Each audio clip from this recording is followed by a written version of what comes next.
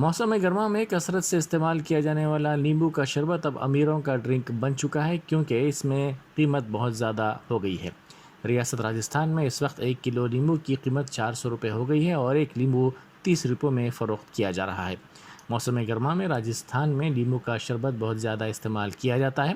Petrol اور diesel کی قیمتوں میں اضافے کی وجہ سے ٹرانسپورٹ کی قیمتوں میں بھی اضافہ ہوا، اس کی وجہ سے دیگر ریاستوں سے نیمبو کی درآمد کم ہو گئی ہے۔ یہی وجہ ہے کہ یہاں نیمبو کی قیمت بڑھ گئی ہے۔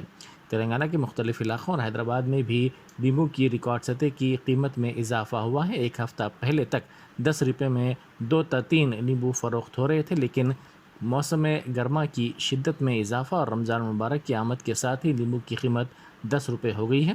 قیمت میں اضافے کے باوجود بھی چند ایک دکانات پر نیمبو دیکھا جا رہا ہے۔